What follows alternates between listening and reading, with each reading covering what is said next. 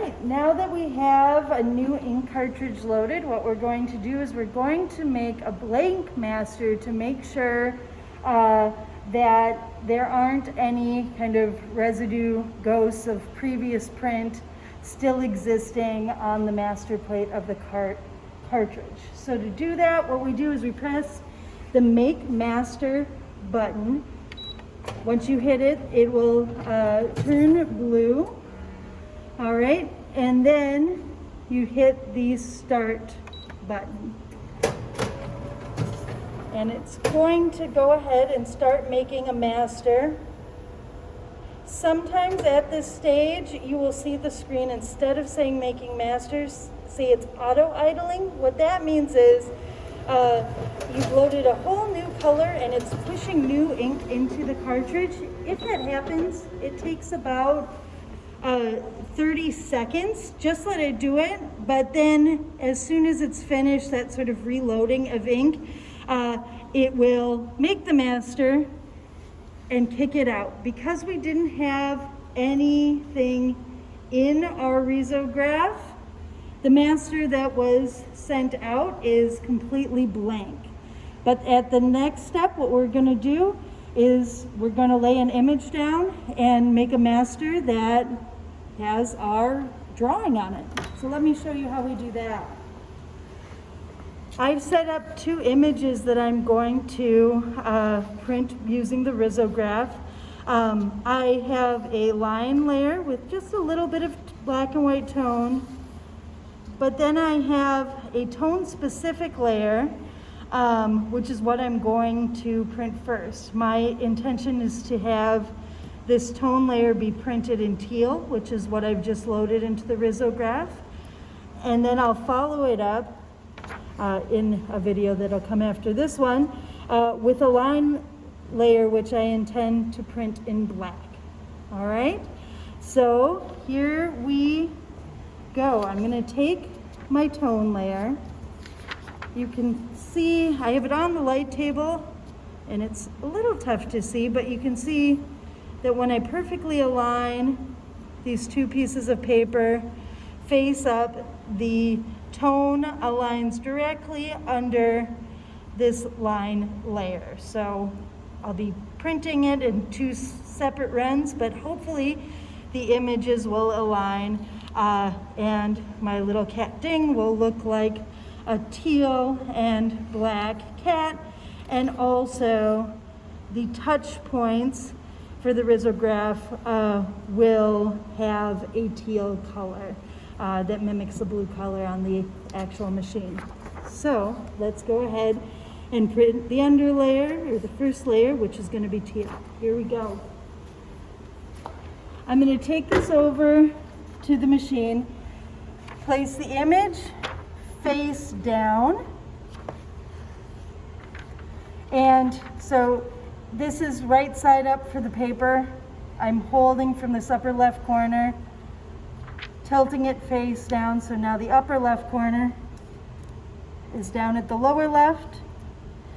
And then I'm going to align the paper so it centers on this arrow, which means the upper and the lower corner are both going to be aligned with this 8.5 marking. And you can see just above it, it also says A4, which is the paper size we're using.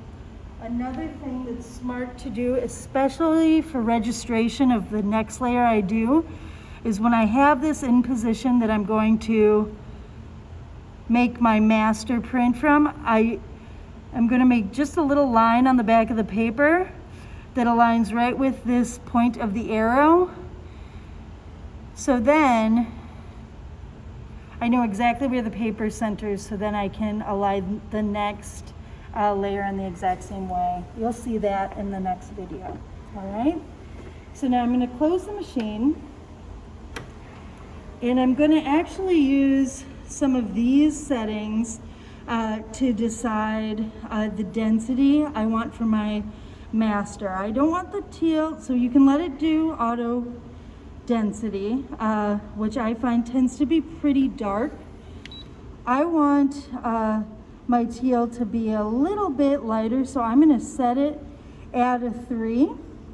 And then you can come down and make some decisions about sort of what kind of texture you want the machine to print with. So if you select the line and photo setting, that tends to work best for imagery. And if you just select those, you get what the Rizzo calls a dither process. It's a texture that's designed to sort of emulate a lithocran. We have an image on the wall here that sort of demonstrates what that texture looks like. This is something you're just going to test. It's kind of the best way to know what you like.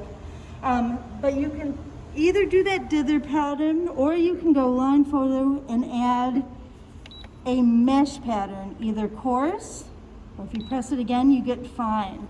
On the wall just to the right of that previous image, you see those options in the course options. And if you see very close, you get a more organized sort of dot or mesh pattern when you select the coarse or fine setting on the machine. All right, so I think I'm gonna go with the photo and the line and the coarse setting for my master. All right.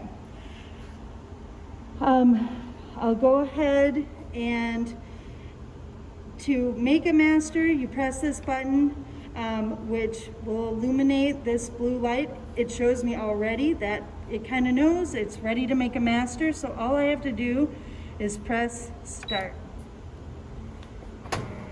Here it goes.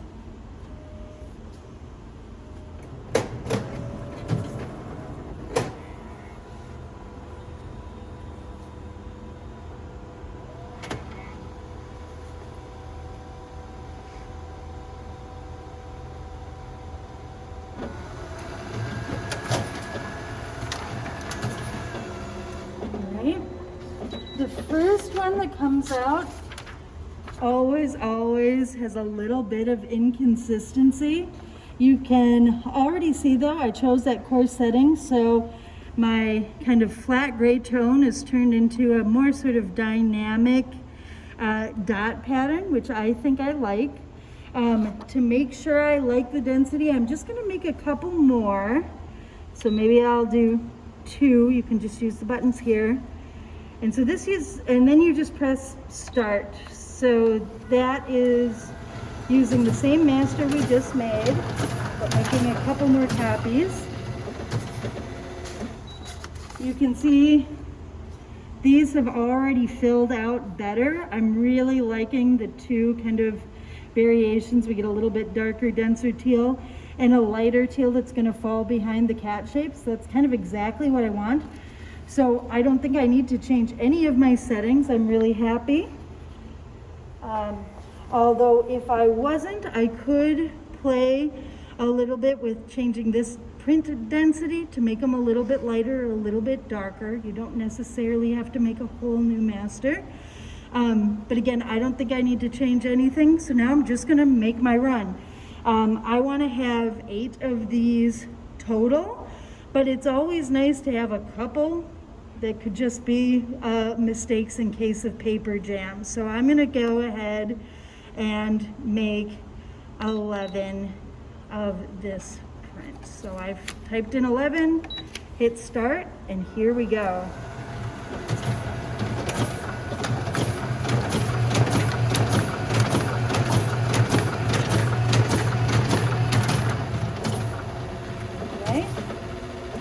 Now the Rizzo ink dries quickly, but not immediately, so I'm going to take these out carefully. And I would be laying them in the drying rack over here to let them dry. All right, and that's it for this video.